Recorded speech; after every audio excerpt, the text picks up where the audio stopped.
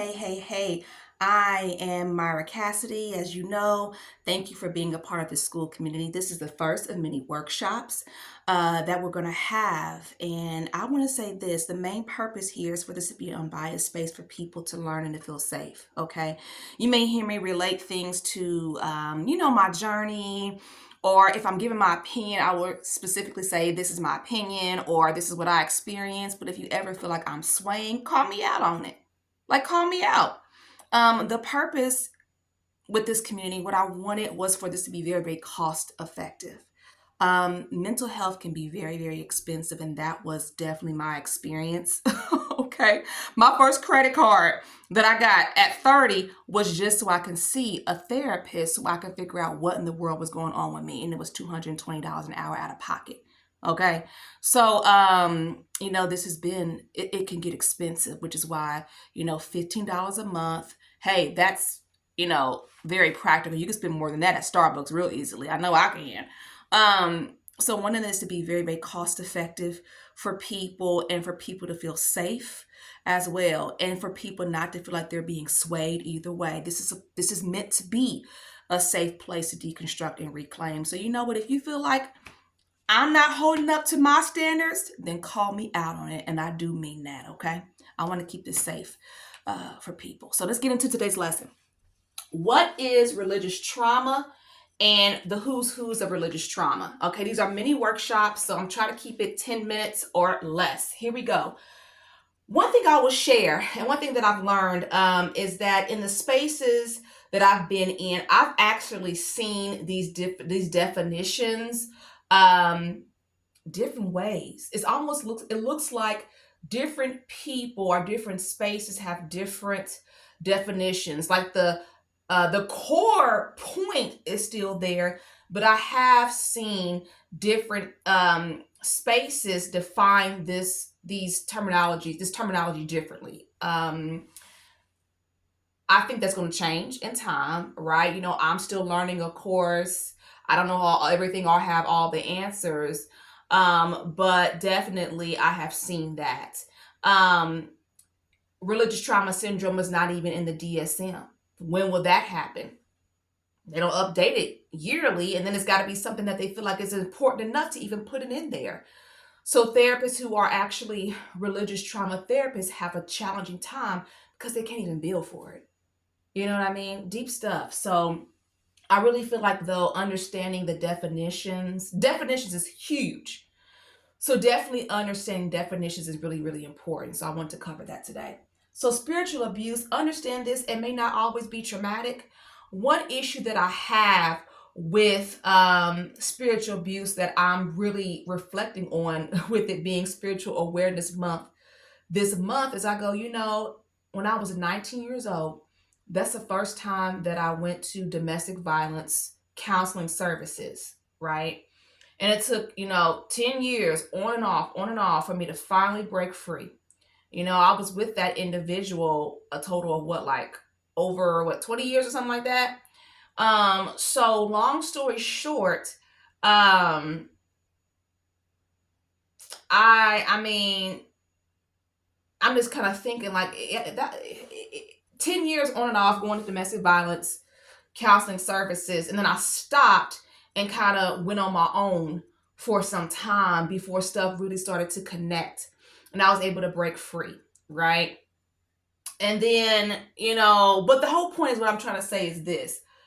I really feel like spiritual abuse was undershadowed, right? Even with I want to be very careful how I say this. It just seems like that to me, right?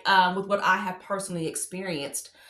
Because I didn't learn about spiritual abuse until, before I went to school, I started having some more challenges, and I was talking to a domestic violence professional from a whole nother state. Mind you, I had certifications, at this point and things of that nature in the domestic violence world and different things like that. And she pointed it out to me and was like, your religion is your abuser. Your religion is your abuser. She said you need to get help and you need to check that out and research it. But what I was finding, I didn't find religious trauma and religious trauma syndrome until I went to Indiana Western University. And from then on, like all my assignments, I geared it towards trying to understand it. But when I first looked up spiritual abuse, that's what I searched, spiritual abuse. And it was just very, very emotional because, some of the information was like, this is what's happening, but don't leave your church. And of course, it's always frustrating for me to have to do what I call translate. I have to translate everything. Whenever I see church, I put in the word Kingdom Hall, right? But it was just too much. I couldn't get what I needed, and I just had to back away from it. But when I went to school, then I finally got and understood what she was trying to tell me. So I do feel like in certain spaces, I have a lot of people, locally in the domestic violence world who I love and respect. But overall, my own opinion is that it is somewhat undershadowed, right? That has been my personal experience. But spiritual abuse, let's define it. It may not always be traumatic, but the conscious or unconscious use of power to direct, control, or manipulate another, or to influence one's capacity for choice within a spiritual or religious context. That's the definition. Religious trauma, the physical, emotional, or psychological response to religious beliefs, practices, or structures that overwhelm an individual's ability to cope and return to a sense of safety. I had PTSD before, then it triggered, and the Kingdom Hall and everything related to it triggered that, right? So now my PTSD is not just because of the fact that I was with an abuser. It's also when I try to read the New Word Translation of the Holy Scripture or even any Bible, right? That's an example of how severe it is for me. So I not only have religious trauma, I have religious trauma syndrome with the anxiety and depression and the PTSD and all of that. If I see a Kingdom Hall, I'll have a panic attack, right? Seeing people from the Kingdom Hall can be very, very emotional, and I have sensations that I go through in my body. And this is the way people live, and this is their normal, okay? This is an issue, but these things did not have to happen, right? If someone would have just came at the right time to help me build resilience, right? When you don't have people to help you build resilience, or better yet, be your sister's keeper, these things happen to people, okay? And this is real. The anxiety, the depression, the PTSD, the CTPSD, suicidal ideations, and people have committed suicide. This is no joke. This is serious, and it's not to be played with. This is serious. People are dying. Okay. Religious trauma syndromes, the symptoms and characteristics that are related to harmful experiences with religion, and the result of immersion in a high control religion, and the secondary impact of leaving a religious group. For me, my pathway, there's different pathways. I'm going to talk about that. Okay, I'm going to read this definition again. Religious trauma syndrome, I have this. Symptoms and characteristics that are related to harmful experiences with religion and are the result of immersion in a high control religion and the secondary impact of leaving a religion. Whenever you say high control, high demand religion, people go, cult, Jehovah's Witnesses is a cult. You're not going to really hear me say whether I believe Jehovah's Witnesses are a cult or not. Here's the real question. Is it hurting you? Is it hurting you? When religion, no matter if you're one of Jehovah's Witnesses, Baptist, Episcopal, Methodist, Pentecostal, Catholic, Islamic, Buddhist, Amish, when it begins to hurt the individual, then we have a problem. So keep that in mind, okay? And then the secondary impact of leaving a religious group. There's different pathways. I have not left my religious group. I chose the pathway to hold on to your faith and drop the religion. And that's something that I heard in different ways, right? And there's a spectrum with it. It's always a spectrum, right? How I choose to apply hold on to your faith and drop your religion is going to look different than someone else, than you or someone else. In this space, Some people are going to get the education and actually be able to go back into the Kingdom Hall and know how to protect themselves. Some people will exit because they will say, no, I can't. Some people get hurt so bad and traumatized so bad they can't go back to the Kingdom Hall. So then how will you live? How will you live your day-to-day life? What's your lifestyle going to be like? You got to go through deconstruction and reclamation regardless. Okay? Regardless of what you want to do. I want to bring that point out. And not everyone in this space is one of Jehovah's Witnesses. So thank you for supporting this space and lending your voice, because what you have to say from the outside looking in matters too. So thank you so much for joining in your membership as well. Let's talk about the spectrum. I mean, definitely the bell curve. Oh my God, I've seen this bell curve so much in my life. I'm telling you. So, a spectrum. It's all spectrum. This is a bell curve, right? Right? The spectrum. So when a spectrum happens, or as a bell curve, right? This is like your highest point, right? So it's all a spectrum, right? If you're down here, right? Down here on these ends, right? This means you're less impacted, right? By the time you get down so far, it's really not even like really not even counted. It's really not worth even counting when it gets down so far. So it's always a spectrum, right? So where each individual is going to be different on the spectrum. Some people are going to be here, so greatly, so severely impacted. Some people are going to be here. Some people are going to start here and move right on down. And that's how I describe my own healing journey, right? Being here and moving on down as I learn, heal, educate, right? And I'm trying to make sure that as I'm doing this, and so very, very passionate about it since I have a mom, and I see how this all has impacted all three of my children in different ways. So the goal was to move on down like I've been doing, and to take my babies right on with me, so we can have the best health, right? And the best quality of life, right? I'm going to pause one moment so we can go ahead and talk about the who's who, okay, in this space. Okay, here we go. This is kind of a starting point. A starting point. If you are one of Jehovah's Witnesses and you're going to the Kingdom Hall on Zoom, and you're in this space, or you're feeling like, or you're literally trying to, like I was trying to do, I understand, like you're literally going to the Kingdom Hall, walking into your triggers, having to get up and leave because you're triggered, or going to the bathroom just crying. That happened to me. I just went to the bathroom just crying. I will say this. You do have to be careful researching these spaces if you choose to. Of course, I did, right? I'm set and grounded in my core beliefs, and I'm sure that I want to be one of Jehovah's Witnesses. Now, I don't like all the policies and procedures, just like a lot of witnesses don't like all the policies and procedures. I don't know many witnesses that agree with that policy and procedure. I don't know one witness that agrees with everything, right?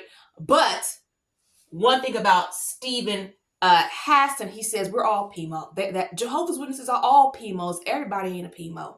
You know, I define myself as a PMO, physically in and mentally out. There's some people who are PMOs who are circuit overseers and Bethelites and elders' wives and things like that. So yeah, there's a lot of PMOs, but everybody ain't a PMO.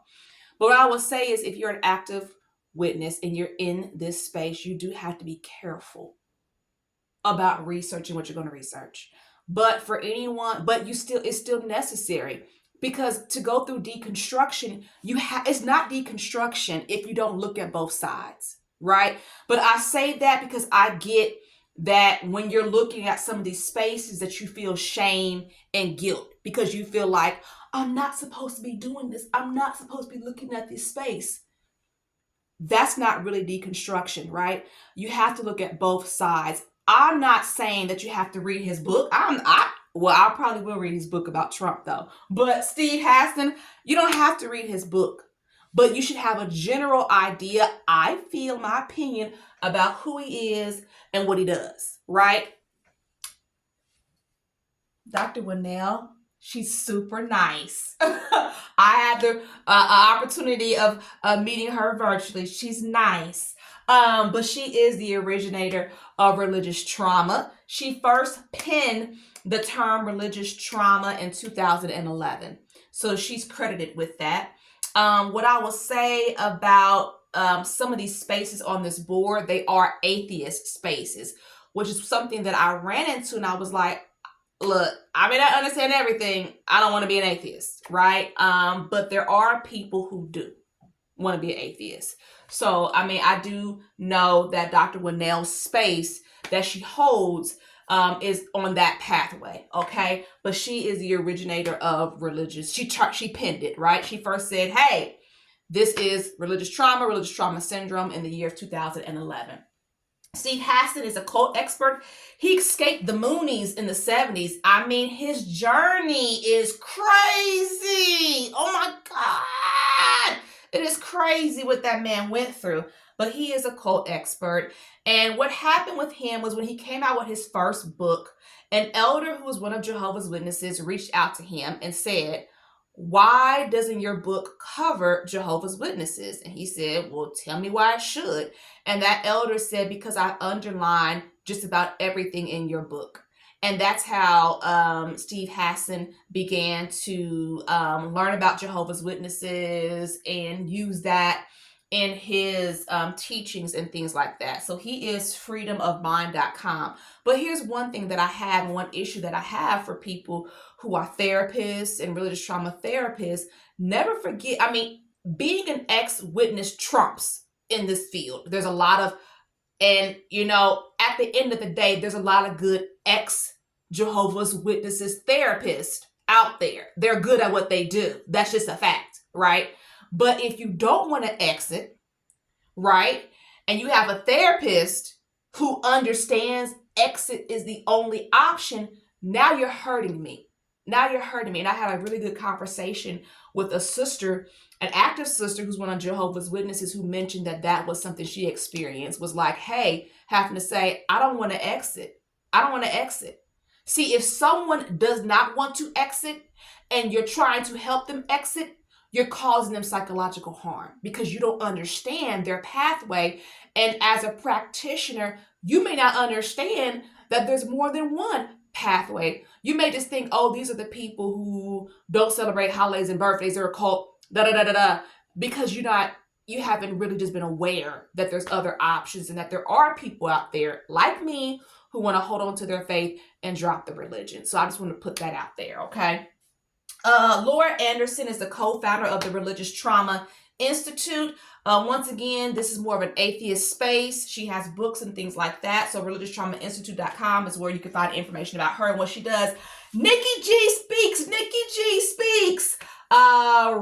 Really cool lady. Her space is really cool. Surviving the Black Church, what I will say. I do visit Surviving the Black Church. They're virtual meetups, but there are XJWs there. So if you're an active witness, that there are XJWs in this space, if that bothers you. It don't bother me, right?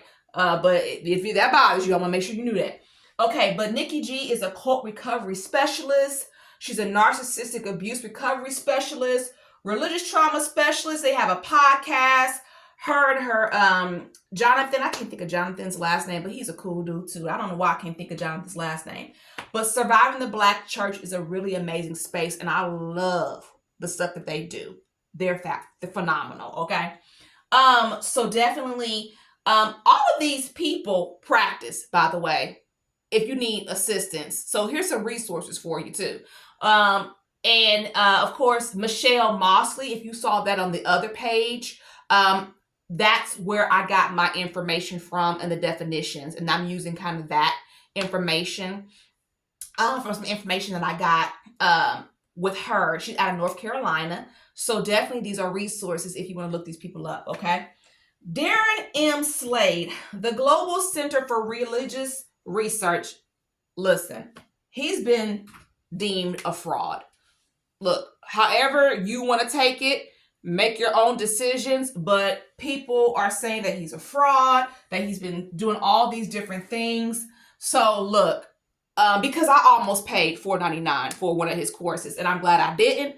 That's my own personal opinion, but hey, look, the information's out there for you, okay? That's all. Look, that's a fact. People are saying that he's a fraud and all of this stuff, but he created the Global Center for Religious Research. What I'm going to say is this: think about how bad that is. That's messed up. The Global Center for Religious Research is taking advantage of people. That's how severe this is. And religious trauma therapists are submitting, like literally, I know personally, I saw it, right? Personally, someone who I know is a therapist said my research paper was stolen. Okay. Personally, another person said I did not want my information affiliated with this website, and that's what happened. So be careful. But look at how horrible that is. The religious trauma therapist got abused. This is some serious stuff, okay? My video is going a little bit long, so I'm going to stop it here. So definitely thank you for joining me, okay? Any questions, post your questions in the comment field below. You know you can reach out to me as well by DMing me, right? In this community space, just go ahead and DM me. Or if you want to reach out to me by email, myra@myracassidy.com, or you can buzz me through text, preferred 317-620-1592. Have a good day. All right, we'll talk soon.